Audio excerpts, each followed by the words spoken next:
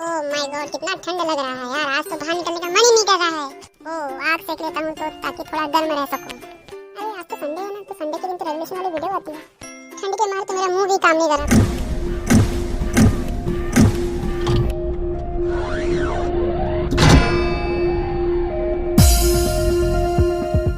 जरा बोलने का इच्छा ही नहीं हो रहा है। और पहले कहाँ बगल सट के घूम रहे हो यार, ठंड लगती नहीं है क्या? अरे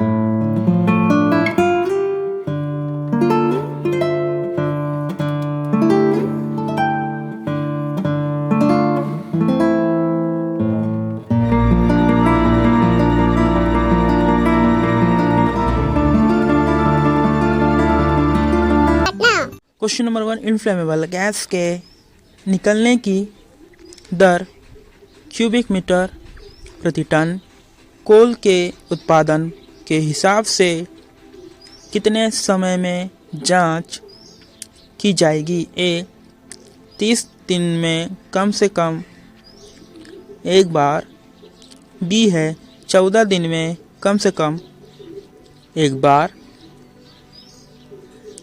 सी है 7 दिन में कम से कम एक बार एंड डी है 60 दिनों में कम से कम एक बार।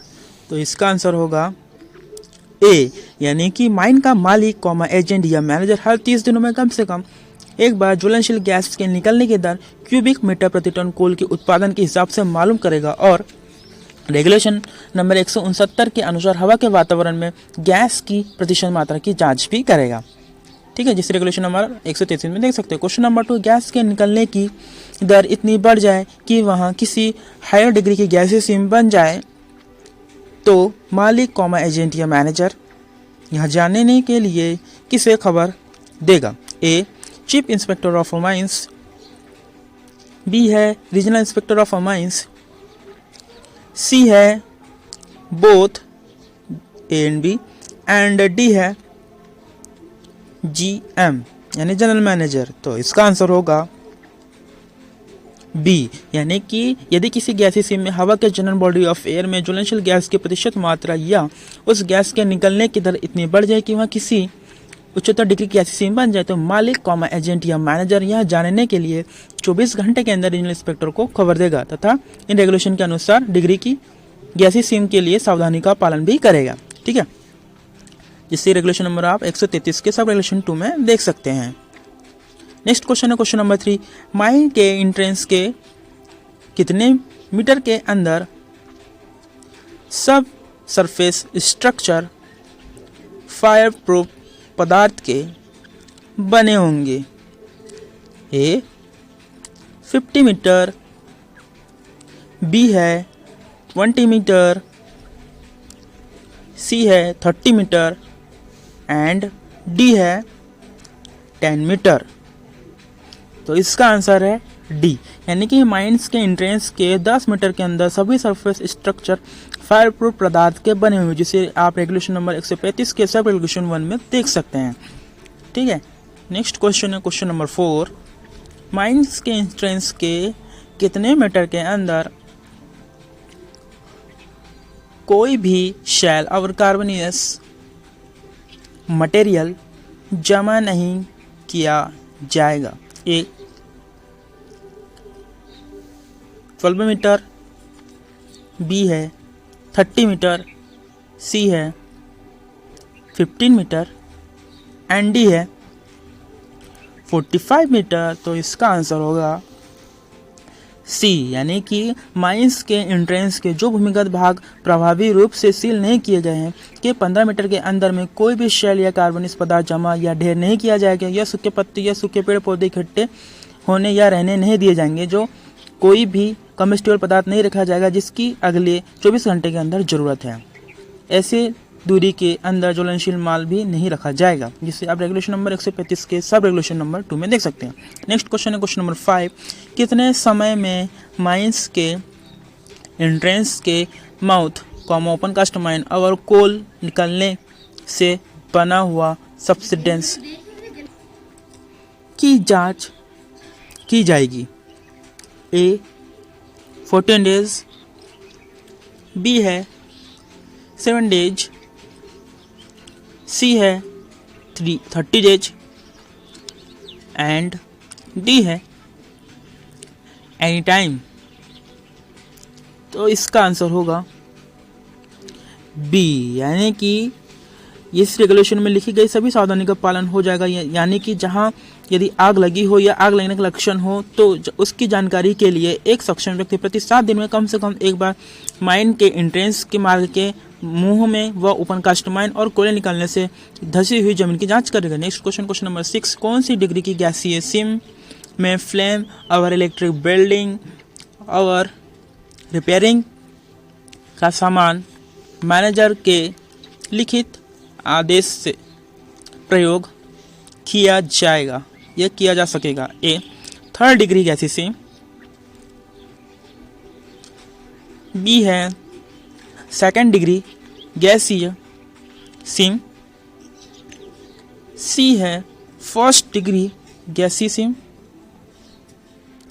एंड डी है बी एंड सी। तो इसका आंसर होगा डी, यानी कि पहले डिग्री और दूसरी डिग्री की गैसीय सिम फ्लेम में इलेक्ट्रिक वेल्डिंग या रिपेयरिंग का सामान मैनेजर के लिखित आदेश से प्रयोग किया जा सकेगा, और ऐसे आदेश में यह लिखा होगा कि सामान किस व्यक्ति के चार्ज में रहेगा, और ऐसे व्यक्ति का यह कर्तव्य होगा कि काम खत्म होने पर वह सामान को भूमिगत भाग से सरफेस पर ले आएगा, जिसे रेगुलेशन नंबर आप 136 के सब रेगुलेशन 3 में देख सकते हैं।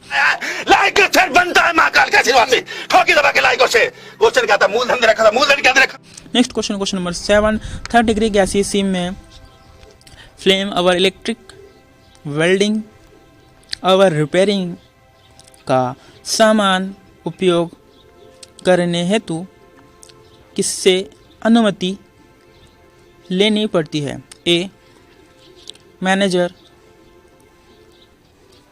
बी है जनरल मैनेजर, सी है chief inspector of mines and D है रीजनल इंस्पेक्टर ऑफ माइंस। तो इसका आंसर होगा डी, यानी कि 3rd डिग्री की गैसीय सिम में फ्लेम या इलेक्ट्रिक वेल्डिंग या रिपेयरिंग का सामान अंडरग्राउंड माइंस में रीजनल इंस्पेक्टर की पूर्व लिखित अनुमति प्राप्त करके ही काम में लिया जाएगा, जिसे आप रेगुलेशन नंबर 136 के सब रेगुलेशन 3B में देख सकते हैं।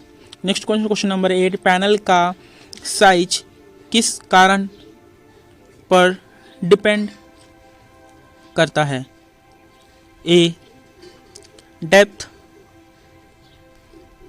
बी है इंक्यूबेशन पीरियड, सी है कोल स्पेसिफिक ग्रेविटी एंड डी है स्पॉन्टेनियस सीटिंग।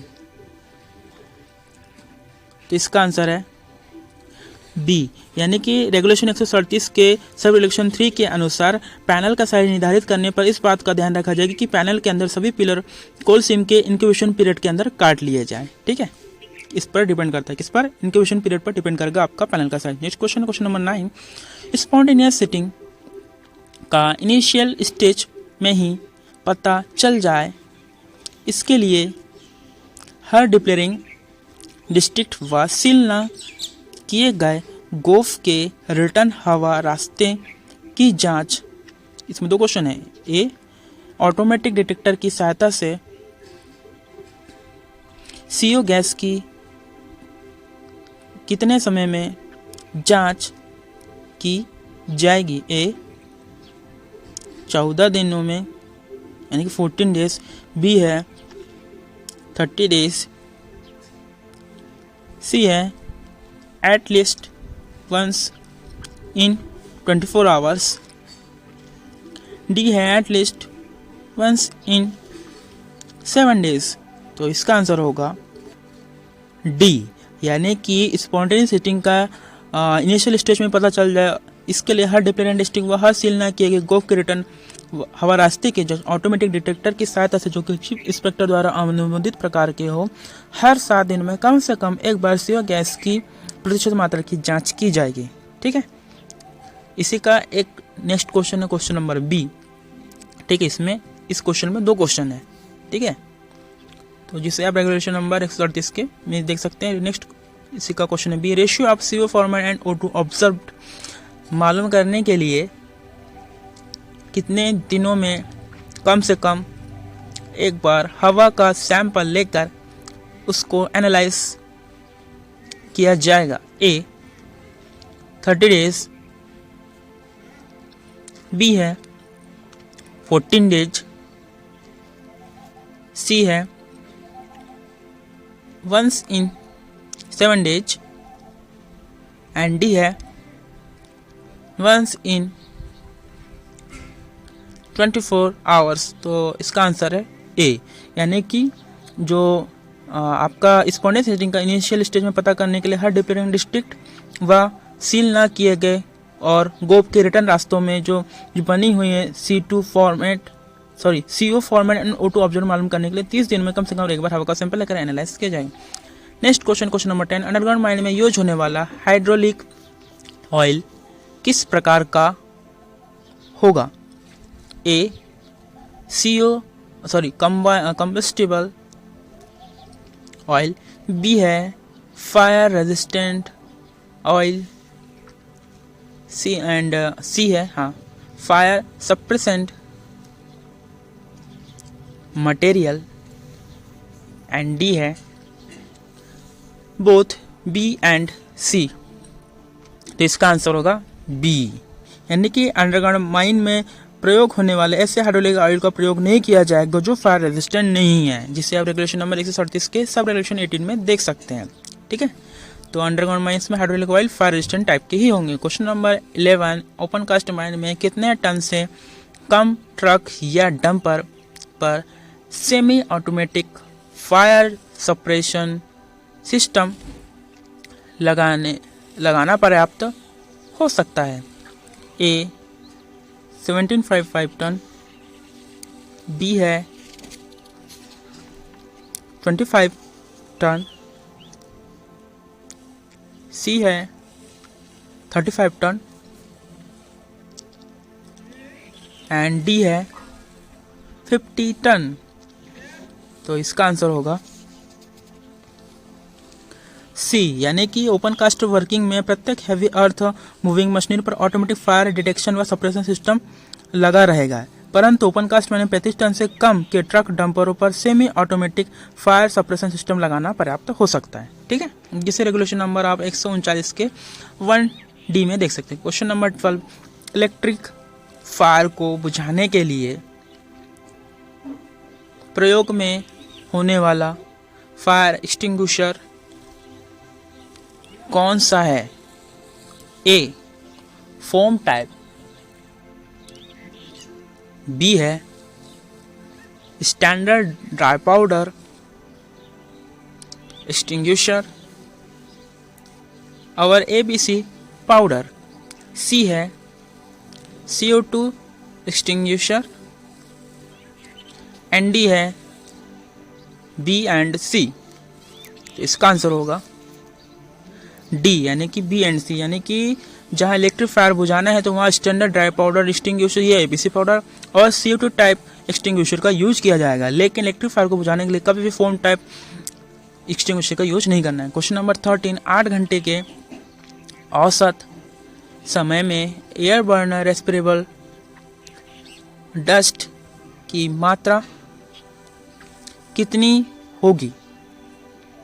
ए 2 milligram per cubic metre, B है 2 milligram per cubic metre if working is wholly in a coal seam, C है 2 milligram per cubic metre work where a free respirable silica present is less than 5% and D है 10 milligram per cubic meter ratio percentage of free silica is more than 5% and E है B, C and D। तो इसका answer होगा E। यानी कि regulation number 143 के अनुसार मतलब किसी भी वर्क प्लेस को व्यक्ति के काम करने या उसमें से गुजरने या उसमें रहने के लिए हार्मलेस नहीं माना जाएगा यदि पूर्णतः कोलसी में स्थित वर्क प्लेस में या जहां मुक्त श्वसनीय सिलिका 5% से कम है वहां चीफ इंस्पेक्टर द्वारा अनुमोदित प्रकार के डस्ट सैंपलर से उसके द्वारा सामान्य या विशेष आदेश से या नियत तरीके से लिए गए हवा सैंपल में रेस्पिरेबल एयर डस्ट की मात्रा 8 घंटे का वेटेड औसत सैंपल ली गई हवा के प्रति क्यूबिक मीटर पर 2 मिलीग्राम से अधिक हो अथवा अन्य प्रकार के वर्किंग प्लेस में उपयुक्त प्रकार से लिए गए सैंपल में 8 घंटे का वेटेड औसत में 10 में मुक्त सिलिका प्रतिशत भाग से देने पर प्राप्त मिलीग्राम से अधिक हो। क्वेश्चन नंबर 12, रेस्पिरेबल डस्ट कंसेंट्रेशन की जांच वर्क प्लेस पर कितने समय पर की जा सकती है या की जाएगी? ए एवरी 6 मंथ, बी है एवरी मंथ, सी है एवरी वीक एंड डी है एवरी 6 डेज। इसका आंसर है बी। यानी कि प्रत्येक माइन का मालिक एजेंट या मैनेजर रेगुलेशन लागू होने के 3 महीने के अंदर या और उसके बाद हर महीने कम से कम एक बार हवा की जांच यानी रीजनल इंस्पेक्टर के लिखित आदेश द्वारा तब उस वर्किंग प्लेस पर हवा का सैंपल लेकर उसमें रेस्पिरेबल डस्ट की मात्रा का पता करेगा और जिसमें श्वसनीय डस्ट कितनी निकलती है। ठीक है, इसकी जांच करेंगे हम, जिसे आप रेगुलेशन नंबर 143 के सब रेगुलेशन नंबर 3 में देख सकते हैं। तो इस प्रकार हमने आज के इस सेशन में हमने यूनिट 11 में precaution against danger from fire, dust and gas and water से संबंधित क्वेश्चन को MCQs अटेंड किया है। इसमें हमने रेगुलेशन नंबर 133 से लेकर 143 तक के क्वेश्चन को अटेंड किए हैं। नेक्स्ट क्वेश्चन मतलब ये इसका सेकंड जो पार्ट जो वीडियो होगा उसके हम रेगुलेशन 144 से लेकर रेगुलेशन नंबर 152 तक के क्वेश्चन को अटेंड करेंगे। तो यह वीडियो 2 पार्ट में होगा। तो आशा करता हूँ कि आपको यह वीडियो पसंद आया होगा। अगर यह वीडियो आपको पसंद आया तो प्लीज़ वीडियो को लाइक, शेयर एंड सब्सक्राइब जरूर करें। तब तक के लिए जय हिंद, जय भारत। लाइक शेयर बनता है महाकाल का आशीर्वाद से। ठोकी दबा के लाइक और शेयर। क्वेश्चन क्या था? मूलधन दे रखा था, मूलधन क्या दे रखा? Thanks for watching. If you like this video, please like, share and subscribe.